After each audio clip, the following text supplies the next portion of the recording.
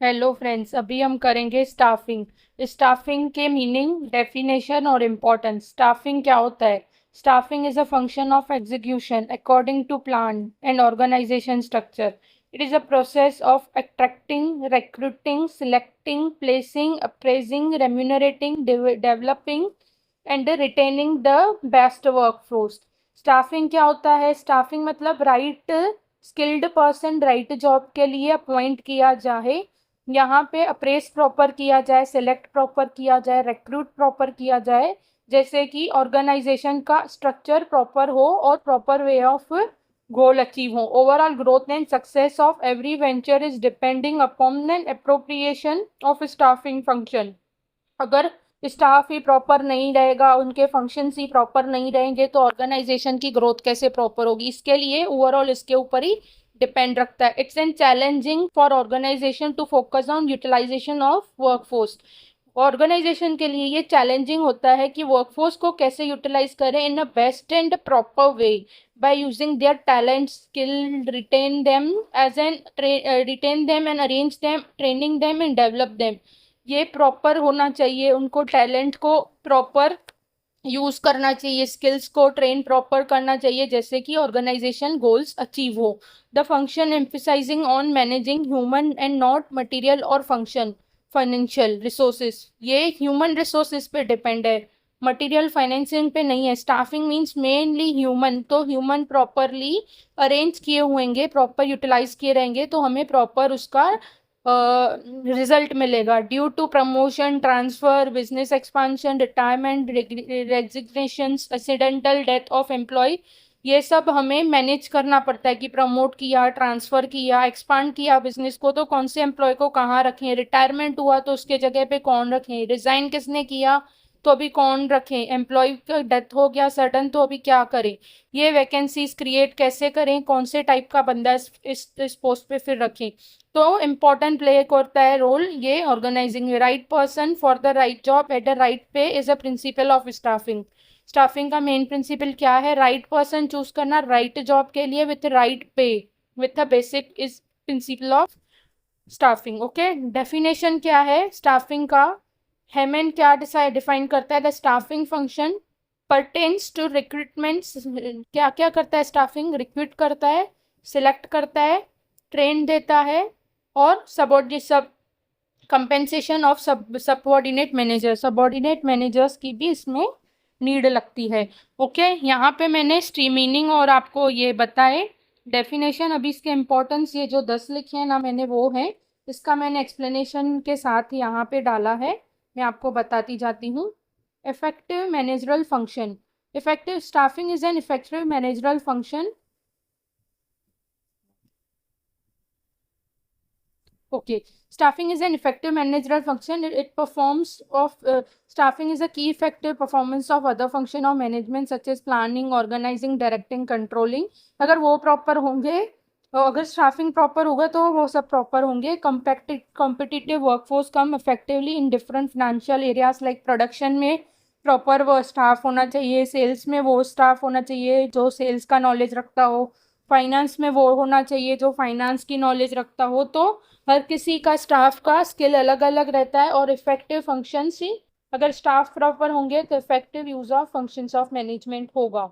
Okay, अगर leads to effective utilisation, अगर हम प्रॉपर स्टाफिंग करेंगे तो ह्यूमन रिसोर्स ऑर्गेनाइजेशन के प्रॉपर यूज होंगे। राइट सिलेक्ट किया, राइट ट्रेनिंग दिया, राइट रेम्यूनरेशन दिया, राइट डेवलपमेंट हुआ, तो राइट गोल अचीवमेंट भी ऑर्गेनाइजेशन का हो जाएगा, और result in improvement in performance and progress of organization. Okay, builds cordial relationship. This function is helpful in building healthy relationship among the all levels of employee in organization.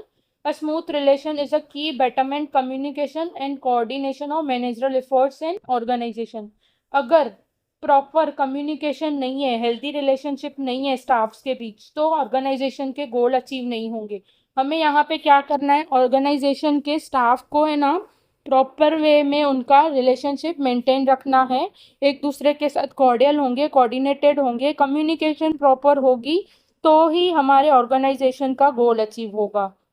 helps in human resource development. Skilled and experienced employee is an asset of an organization. Okay, अगर हमने right person, skill person right job के लिए रखा है तो क्या होता है, ऑर्गेनाइजेशन का, हमारे ऑर्गेनाइजेशन का ह्यूमन रिसोर्सेज डेवलप्ड होता है. It trains and develop existing work for ensure smooth functioning. ये ट्रेनिंग भी देता है, डेवलपमेंट भी करता है, प्रॉपर स्टाफिंग और हेल्प भी करता है ऑर्गेनाइजेशन का गोल अचीव करना. ओके, यहाँ तक समझा. Cordial relationship, effective use of resources, if helps in resource human resources development. Effective use of other technology and other resources. Trend employees होंगे, लेटेस्ट टेक्नोलॉजी होगी, कैपिटल प्रॉपर होगा, material proper होंगे, तो क्या होगा, हमारी कंपनी कॉम्पिटिटिव स्ट्रेंथ होगी, जो कॉम्पिट भी प्रॉपर करेगी मार्केट में, प्रोडक्टिविटी भी प्रॉपर करेगी, स्टैंडर्ड ऑफ मेजर भी प्रॉपर रखेगी वर्क के, क्वालिटी भी प्रोवाइड करेगी, क्वांटिटी भी प्रोवाइड करेगी. देखो हमने राइट पर्सन राइट जॉब के लिए सिलेक्ट कर दिया. ओके, उसके बाद उसको पे भी प्रॉपर दिया और उसको वर्कफोर्स भी प्रॉपरली बता दिया. तो अभी क्या होगा, man, material, methods, capital, technology सब साथ में आ गए, तो वो प्रॉपर यूज होंगे और क्वालिटी मेंटेन्ड होगी और ऑर्गेनाइजेशन के गोल्स भी अचीव होंगे. Okay, improve efficiency. अगर हमारे ऑर्गेनाइजेशन में स्टाफिंग प्रॉपर है तो ऑर्गेनाइजेशन की क्वालिटी ऑफ एम्प्लॉय जो है ना वो प्रॉपर होगी और ट्रेनिंग भी प्रॉपर दी जाएगी. Training proper, staffing proper, efficiency increase होगी, ऑर्गेनाइजेशन के गोल अचीव प्रॉपर होंगे. लॉन्ग टर्म इफेक्ट, अगर हमारा ये किया हुआ रहता है ना स्टाफिंग, तो इफेक्ट हमारा लॉन्ग टर्म आता है. Asset is an organisation, proper employ selection. Okay, quality long term effect आता है, प्रॉपर एम्प्लॉय सिलेक्ट किया. एसेट हमारा ऑर्गेनाइजेशन, ऑर्गेनाइजेशन का स्टाफ हमारा एसेट होता है. प्रॉपर सिलेक्शन ऑफ एम्प्लॉयज किया तो क्या होंगे, सक्सेस के पाथ पे ऑर्गेनाइजेशन चलेगी, इफेक्टिविटी आएगी, इफिशिएंसी आएगी, स्टैंडर्ड मेंटेन होंगे और हमारा सक्सेस आगे आएगा.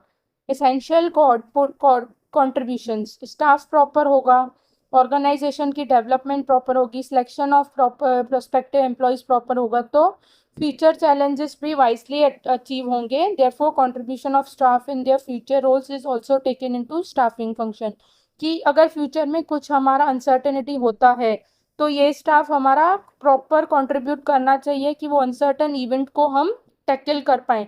तो स्टाफिंग करते समय हमें वो भी ध्यान में रखना चाहिए. जॉब सेटिस्फेक्शन देनी चाहिए हमें एम्प्लॉय को. जॉब सेटिस्फेक्शन कैसे दोगे, financial and non financial incentives देके, रेम्यूनरेशन इंक्रीज करो, एम्प्लॉयज़ को ट्रेनिंग दो, डेवलपमेंट प्रोग्राम रखो, सेमिनार्स रखो, important providing job satisfaction. Staff को प्रॉपर जॉब सेटिस्फेक्शन होगा ना तो ही वो प्रॉपर जॉब लॉन्ग टर्म के लिए कर पाएंगे. मेंटेन्स हार्मनी, अगर स्टाफिंग प्रॉपर होगी, ऑर्गेनाइजिंग प्रॉपर होगी, डायरेक्ट प्रॉपर होगा तो हमारे मैनेजरल फंक्शन सब हार्मनी से चलेंगे, नहीं तो ऑब्जेक्टिव का गोल, ऑर्गेनाइजेशन का गोल अचीव ही नहीं होगा. For this criteria it's made duly communicate to employees. Peace and harmony, पूछना चाहिए एम्प्लॉयज़ को कैसे वर्किंग चाहिए, क्या चाहिए, अगर आपको कोई प्रॉब्लम है तो बताओ, तो क्या होगा, हार्मनी मेंटेन रहेगी, नहीं तो हार्मनी मेंटेन नहीं रहेगी. ओके, ये 10th है इसके स्टाफिंग के. अगर आपको किसी भी इसमें डाउट है तो आप पूछ सकते हो फंक्शंस में, या तो कुछ भी आपको डाउट है वो भी पूछ सकते हो. Thanks for watching, like, subscribe and share my channel. Thank you.